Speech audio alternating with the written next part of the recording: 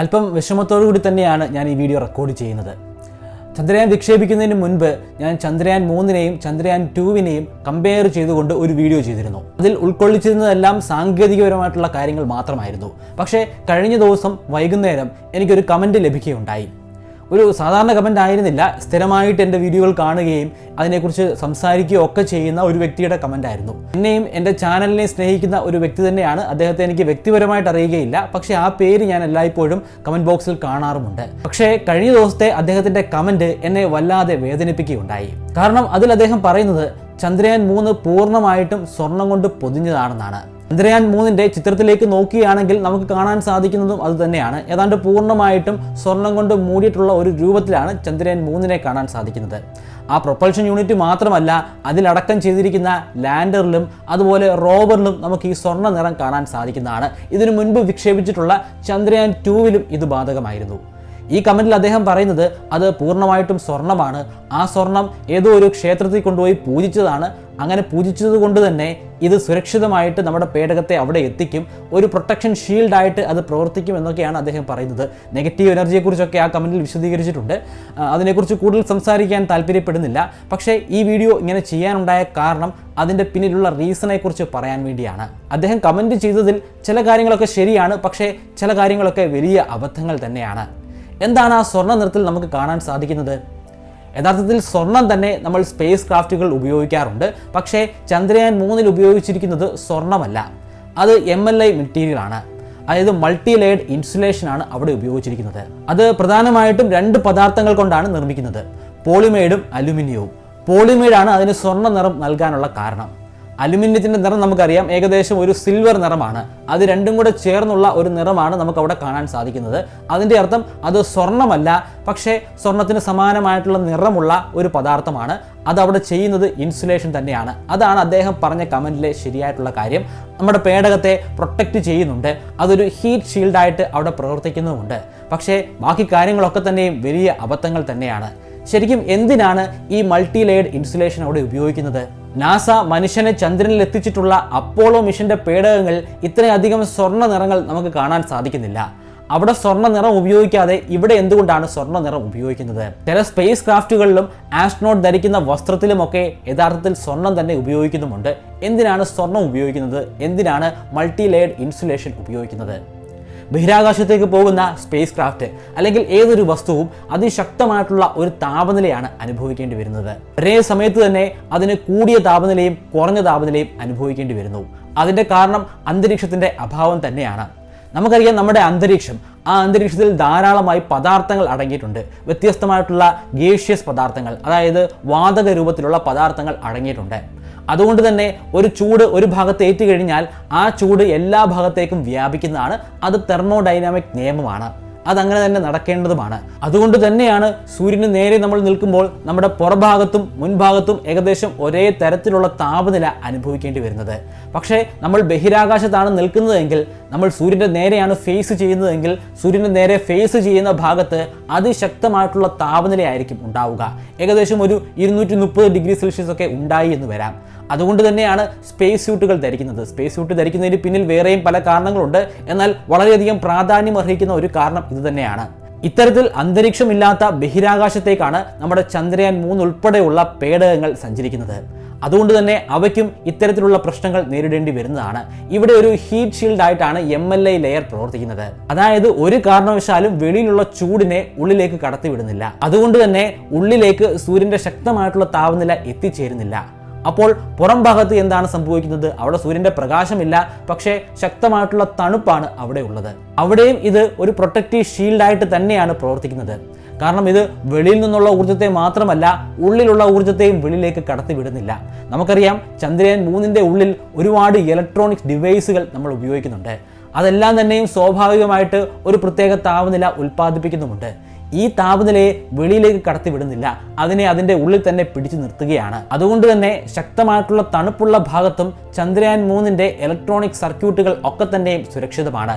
ശക്തമായിട്ടുള്ള ചൂടിനെ നേരിടാൻ ഇലക്ട്രോണിക് സർക്യൂട്ട്സിന് സാധിക്കുന്നതല്ല. അതിനുള്ള കമ്പോണൻസ് ഒക്കെ തന്നെയും ഉരുകിപ്പോകാനുള്ള സാധ്യതയുണ്ട്.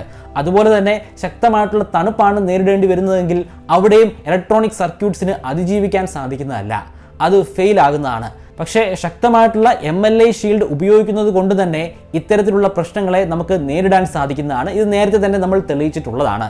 നമ്മൾ മാത്രമല്ല, ഇതിനു മുൻപ് വിക്ഷേപിച്ചിട്ടുള്ള പല മിഷനുകളിലും ഇത് ഉപയോഗിച്ചിട്ടുണ്ട്. ഇത് യാഥാർത്ഥ്യമാക്കിയിട്ടുള്ള ഒരു വസ്തുത തന്നെയാണ്. നാസ യഥാർത്ഥത്തിലുള്ള സ്വർണം തന്നെ ഉപയോഗിച്ചിട്ടുണ്ട്. നാസ അയച്ചിട്ടുള്ള ജെയിംസ് വെബ് സ്പേസ് ടെലസ്കോപ്പിൽ സ്വർണം ഉപയോഗിച്ചിട്ടുണ്ട്. അതിനു പുറമെ ആസ്ട്രോനോട്ട്സ് ധരിക്കുന്ന ഹെൽമെറ്റിലും സ്വർണം ഉപയോഗിച്ചിട്ടുണ്ട്. ആസ്ട്രോനോട്ട്സിന്റെ ഹെൽമെറ്റിന്റെ മുൻഭാഗത്തേക്ക് നോക്കുകയാണെങ്കിൽ അവിടെ സ്വർണത്തിന്റെ ഒരു കവറിങ് നമുക്ക് കാണാൻ സാധിക്കുന്നുണ്ട്. അതുകൊണ്ട് രണ്ട് പ്രയോജനമാണ്. ഒരു പ്രയോജനം ഞാൻ മുമ്പ് പറഞ്ഞതുപോലെ തന്നെ സൂര്യന്റെ പ്രകാശം അതിലേക്ക് എത്തിച്ചേരാതിരിക്കാനായിട്ട് അതൊരു തടയിടുന്നുണ്ട്. അതിനു പുറമെ അതിന്റെ ഗ്ലെയർ കുറയ്ക്കാനും സാധ്യമാകുന്നുണ്ട്. നമ്മൾ ഭൂമിയിൽ നിന്ന് സൂര്യനെ നോക്കുമ്പോൾ തന്നെ കണ്ണ് പൊട്ടുന്ന രീതിയിലുള്ള പ്രകാശമായിരിക്കും നമ്മുടെ കണ്ണിലേക്ക് പതിക്കുന്നത്. അതുകൊണ്ട് തന്നെ അധികം സെക്കൻഡുകൾ നമുക്ക് അങ്ങോട്ട് നോക്കി നിൽക്കാൻ പോലും സാധിക്കുകയില്ല.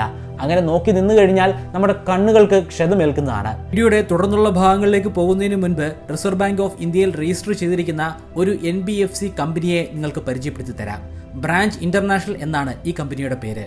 ഇതൊരു മൊബൈൽ ജനറേഷൻ ഫിനാൻഷ്യൽ സർവീസ് കമ്പനിയാണ്. ഇപ്പോൾ തന്നെ 40 മില്യൺ ആളുകളാണ് ഈ ആപ്ലിക്കേഷൻ ഡൗൺലോഡ് ചെയ്തിരിക്കുന്നത്.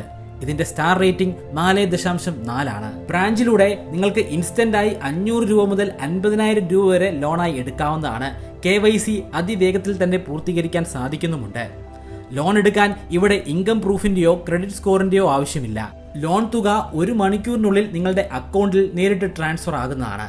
2 മാസം മുതൽ 6 മാസം വരെ കാലാവധിയുണ്ട്. അതിനുള്ളിൽ പണം അടച്ചു തീർത്താൽ മതി. മന്ത്ലി ഇൻട്രസ്റ്റ് 2.8 മുതൽ 3.1% വരെയാണ്. ആനുവൽ ഇൻട്രസ്റ്റ് 30% മുതൽ 36% വരെയാണ്. നിങ്ങൾ എടുക്കുന്ന ലോൺ തുക അനുസരിച്ചാണ് ഇൻട്രസ്റ്റ് മാറുന്നത്. ബ്രാഞ്ച് ആപ്ലിക്കേഷൻ ഗൂഗിൾ പ്ലേ സ്റ്റോറിൽ അവൈലബിൾ ആണ്. എങ്ങനെയാണ് ഇതുപയോഗിച്ച് ലോൺ കരസ്ഥമാക്കാൻ സാധിക്കുന്നതെന്ന് ഞാനൊന്ന് ഡെമോൺസ്ട്രേറ്റ് ചെയ്ത് കാണിക്കാം. ലോൺ നേടിയെടുക്കാൻ 3 സ്റ്റെപ്പുകൾ മാത്രമാണുള്ളത്. ആദ്യത്തെ സ്റ്റെപ്പിൽ നിങ്ങൾക്ക് നിങ്ങളുടെ ഫോൺ നമ്പർ ഉപയോഗിച്ചോ ഫേസ്ബുക്ക് ID ഉപയോഗിച്ചിട്ടോ രജിസ്റ്റർ ചെയ്യാൻ സാധിക്കുന്നതാണ്. രണ്ടാമത്തെ സ്റ്റെപ്പ് KYC ആണ്. അതിനുവേണ്ടി നിങ്ങളുടെ പാൻ കാർഡോ ആധാർ സെൽഫിയോ ഉപയോഗിക്കുക. മൂന്നാമത്തെയും അവസാനത്തെയും സ്റ്റെപ്പിൽ നിങ്ങൾക്ക് ആവശ്യമായിട്ടുള്ള ലോൺ തുക തിരഞ്ഞെടുക്കുക. അതിനുശേഷം നിങ്ങളുടെ ബാങ്ക് അക്കൗണ്ട് ഡീറ്റെയിൽസും ഫീഡ് ചെയ്യുക. അത്രയും മാത്രം മതി. 1 മണിക്കൂറിനുള്ളിൽ പണം നിങ്ങളുടെ അക്കൗണ്ടിൽ എത്തിച്ചേരുന്നതാണ്. ഡിസ്ക്രിപ്ഷനിലും ഫസ്റ്റ് കമന്റിലും ആപ്ലിക്കേഷന്റെ ലിങ്ക് കൊടുത്തിട്ടുണ്ട്. നിങ്ങളുടെ ആൻഡ്രോയിഡ് ഫോൺ ഉപയോഗിച്ചുകൊണ്ട് അത് ഡൗൺലോഡ് ചെയ്യാവുന്നതാണ്. സ്പേസ് സ്യൂട്ട് ധരിച്ച് ഇന്റർനാഷണൽ സ്പേസ് സ്റ്റേഷന് വെളിയിലായിട്ട് സ്പേസ് വാക്കിൽ ഏർപ്പെടുന്ന ആസ്ട്രോനോട്ട്സ് വെളിയിലുള്ള അറ്റകുറ്റപ്പണികൾ നടപ്പിലാക്കാൻ വേണ്ടിയാണ് അവർ ഇപ്രകാരം സ്പേസ് വാക്കിൽ ഏർപ്പെടുന്നത്. ആ സമയത്ത് അവർ പൂർണ്ണമായിട്ടും സ്പേസ് സ്യൂട്ട് ധരിച്ചിട്ടുമുണ്ട്. അപ്പോൾ അബദ്ധവശാലെങ്ങാനും അവർ സൂര്യന്റെ ഭാഗത്തേക്ക് നോക്കുകയാണെങ്കിൽ ശക്തമായിട്ടുള്ള താപനിലയാണ് അവർക്ക് നേരിടേണ്ടി വരുന്നത്. സ്പേസ് സ്യൂട്ട് അവരെ സംരക്ഷിക്കുമെങ്കിലും ആ പ്രകാശം അവരുടെ കാഴ്ചശക്തിയെ പോലും ബാധിക്കുന്നതാണ്. എന്നാൽ സ്വർണം കൊണ്ടുള്ള ഒരു കവറിംഗ് ഉണ്ടെങ്കിൽ തീർച്ചയായിട്ടും അതൊരു സൺഗ്ലാസ് പോലെ പ്രവർത്തിക്കുന്നതാണ്. സൂര്യന്റെ ശക്തമായിട്ടുള്ള പ്രകാശത്തിൽ നിന്നും നമുക്ക് രക്ഷപ്പെടാൻ സാധ്യമാകുന്നതുമാണ്. ഇതിനോടൊപ്പം തന്നെ പലരും ചോദിക്കുന്ന ജെന്യുവിനായിട്ടുള്ള 2 സംശയങ്ങളുടെ ഉത്തരം കൂടി പറയാൻ സാധിക്കും. കാരണം അത് ഇതുമായി ബന്ധപ്പെട്ടത് തന്നെയാണ്. നമ്മൾ ലാൻഡ് ചെയ്യാൻ പോകുന്നത് സൗത്ത് പോളിലാണ്. സൂര്യന്റെ പ്രകാശം അവിടെ ശക്തമായി ഏൽക്കുന്നില്ല. വളരെയധികം കുറഞ്ഞ താപനിലയാണ്. അങ്ങനെയാണെങ്കിൽ നമ്മുടെ റോവറിൽ ഘടിപ്പിച്ചിരിക്കുന്ന ഇലക്ട്രോണിക് ഡിവൈസുകൾ എങ്ങനെയാണ് പ്രവർത്തിക്കുന്നത്? അത്രയും കുറഞ്ഞ താപനിലയിൽ ഇലക്ട്രോണിക് സർക്യൂട്ടുകൾക്ക് പ്രവർത്തിക്കാൻ സാധ്യമാകുമോ? അതിൻ്റെ ഉത്തരവും MLA തന്നെയാണ്. റോവറിലും ഇപ്രകാരമുള്ള MLA ലെയറുകൾ അല്ലെങ്കിൽ ഷീൽഡുകൾ ഘടിപ്പിച്ചിട്ടുണ്ട്. അതുകൊണ്ട് തന്നെ തണുത്ത പ്രകാശത്തെ അവിടെ ഓവർകം ചെയ്യാൻ സാധിക്കുന്നു. അവിടെ ചൂട് ഉൽപ്പാദിപ്പിക്കുന്നത് ആ ഇലക്ട്രോണിക് സർക്യൂട്ട് തന്നെയാണ്. മറ്റൊരു സംശയം അപ്പോളോ മിഷനിൽ ഉപയോഗിച്ച പേടകവുമായി ബന്ധപ്പെട്ടതാണ്. ആ പേടകത്തിൽ ഇങ്ങനെയുള്ള സ്വർണ്ണ നിറം നമുക്ക് അധികം കാണാൻ സാധിക്കുകയില്ല. സ്വർണ്ണ നിറമുണ്ട്, പക്ഷേ അത് കുറച്ച് ഭാഗങ്ങൾ മാത്രമാണുള്ളത്.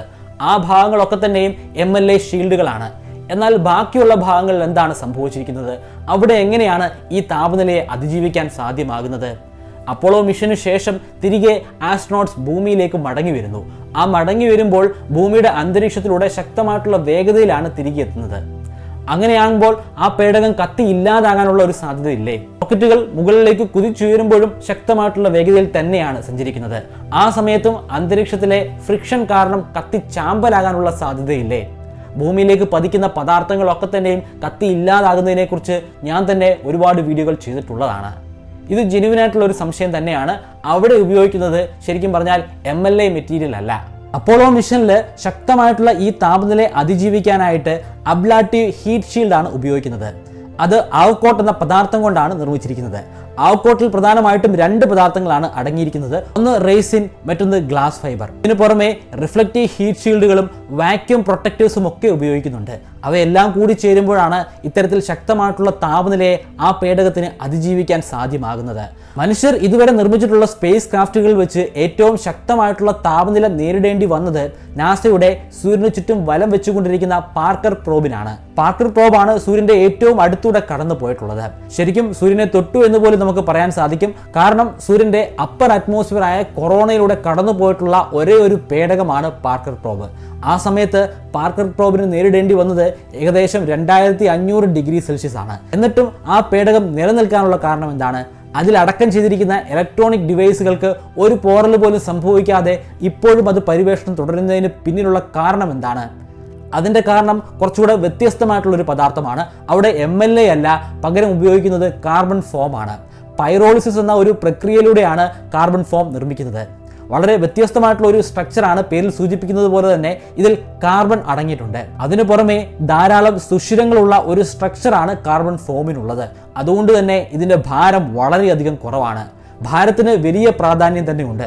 നമുക്ക് ഒരുപാട് തരത്തിലുള്ള ഹീറ്റ് ഷീൽഡുകൾ ഉപയോഗിക്കാൻ സാധിക്കും, പക്ഷേ അവയുടെ ഭാരം അതിഭയങ്കരമാണ്.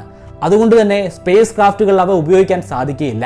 വീഡിയോയുടെ തുടക്കത്തിൽ ഞാൻ കാണിച്ച ആ കമൻറ്റ് അത് ഇനിയും ഉണ്ടാവുകയില്ല എന്ന് തന്നെ ഞാൻ പ്രതീക്ഷിക്കുകയാണ്. പക്ഷേ അത് ഉണ്ടാവാനുള്ള സാധ്യത വളരെ കൂടുതലുമാണ്. സംശയങ്ങൾ തീർച്ചയായിട്ടും ചോദിക്കണം, പക്ഷേ അത് ജെന്യുവിനായിട്ടുള്ള സംശയമായിരിക്കണം. ഇത്തരത്തിലുള്ള സംശയങ്ങൾ എങ്ങനെ ആളുകൾക്ക് ചോദിക്കാൻ തോന്നുന്നു എന്ന് തന്നെ എനിക്ക് അത്ഭുതം തോന്നുകയാണ്. ആ വ്യക്തിയെ ഞാൻ കുറ്റം പറയുന്നില്ല. അദ്ദേഹം എനിക്ക് വളരെ പ്രിയങ്കരനായിട്ടുള്ള എൻ്റെ ഒരു സബ്സ്ക്രൈബർ തന്നെയാണ്. പക്ഷേ അത് എന്നെ വളരെയധികം വേദനിപ്പിച്ച ഒരു കമൻറ്റ് തന്നെയാണ്. അതുകൊണ്ട് തന്നെയാണ് ഒട്ടും വൈകാതെ ഒരു വീഡിയോയുമായിട്ട് ഞാൻ വരുന്നത്. ഇതുപോലുള്ള സംശയങ്ങൾ ആർക്കെങ്കിലും ഉണ്ടെങ്കിൽ അത് ഇങ്ങനെ അങ്ങ് തീരട്ടെ എന്ന് തന്നെ ഞാൻ കരുതി.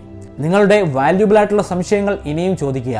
എന്നെക്കൊണ്ട് കഴിയുന്ന രീതിയിൽ അതിൻ്റെ ഉത്തരങ്ങൾ രേഖപ്പെടുത്താൻ ശ്രമിക്കുന്നതാണ്. നിരവധി ആളുകൾ എന്നോട് ചോദിക്കുന്ന ഒരു ചോദ്യമാണ്, എങ്ങനെയാണ് എന്നെപ്പോലെ ഒരു അസ്ട്രോണമർ അല്ലെങ്കിൽ ഒരു ആസ്ട്രോഫിസിസ്റ്റ് ആവുക എന്നത്. നമ്മുടെ ഇന്ത്യ എടുക്കുകയാണെങ്കിൽ ഇവിടെ ആസ്ട്രോണമിയിൽ ഒരു കോഴ്സ് ചെയ്യുക എന്ന് പറയുന്നത് വളരെ പ്രയാസമായിട്ടുള്ളൊരു കാര്യമാണ്. അതുകൊണ്ട് തന്നെ ഒരു ആസ്ട്രോഫിസിസ്റ്റ് ആവുക എന്ന് പറയുന്നത് ദുർഘടം പിടിച്ചിട്ടുള്ള ഒരു കാര്യം തന്നെയാണ്. അതിന് ഒരു മാറ്റം ഉണ്ടാകാൻ വേണ്ടി നമ്മൾ ഒരു കോഴ്സ് തന്നെ ആരംഭിച്ചിട്ടുണ്ട്. പൂർണ്ണമായിട്ടും ഓൺലൈനിലൂടെയാണ് ഈ കോഴ്സ് നടപ്പിലാക്കുക. പാസ്സാകുന്നവർക്ക് അഡ്വാൻസ്ഡ് ആസ്ട്രോഫിസിസ്റ്റിൻ്റെ സർട്ടിഫിക്കറ്റ് ലഭ്യമാകുന്നതാണ്. നിങ്ങളുടെ സമയമനുസരിച്ച് നിങ്ങൾക്ക് ഇഷ്ടമുള്ള ദിവസങ്ങൾ ക്ലാസ്സുകൾ അറ്റൻഡ് ചെയ്യാവുന്നതാണ്. ഈ കോഴ്സ് ഏത് പ്രായത്തിലുള്ളവർക്കും ഏത് വിദ്യാഭ്യാസ യോഗ്യതയുള്ളവർക്കും ഒരുപോലെ അറ്റൻഡ് ചെയ്യാൻ സാധിക്കുന്ന രീതിയിലാണ് തയ്യാറാക്കിയിരിക്കുന്നത്. ഈ കോഴ്സിൻ്റെ അവസാന ഘട്ടത്തിൽ എന്നോടൊപ്പം റിസർച്ച് ചെയ്യാനുള്ള ഒരു അവസരം കൂടി നിങ്ങൾക്ക് ലഭ്യമാകുന്നുണ്ട്. ഓൺലൈനിലൂടെ ആയിരിക്കും ആ റിസർച്ച് സെഷൻ നടപ്പിലാക്കുക. ഒരിക്കൽ ഈ കോഴ്സിൽ രജിസ്റ്റർ ചെയ്ത് കഴിഞ്ഞാൽ ഇതിലെ ക്ലാസ്സുകളും സ്റ്റഡി മെറ്റീരിയൽസും നിങ്ങൾക്ക് ആയുഷ്കാലം ഉപയോഗിക്കാവുന്നതാണ്. അഡ്വാൻസ്ഡ് ആസ്ട്രോഫിസിക്സ് കോഴ്സിൻ്റെ ഫീസ് 3000 രൂപയാണ്. പക്ഷേ ഇപ്പോൾ നിങ്ങൾ രജിസ്റ്റർ ചെയ്യുകയാണെങ്കിൽ നിങ്ങൾക്ക് 25% ഡിസ്കൗണ്ട് ലഭ്യമാകുന്നതാണ്. അതിനുവേണ്ടി വീഡിയോയിൽ കാണിക്കുന്നത് പോലെ അഡ്വാൻസ് എന്ന പ്രോമോ കോഡ് ഉപയോഗിക്കുക.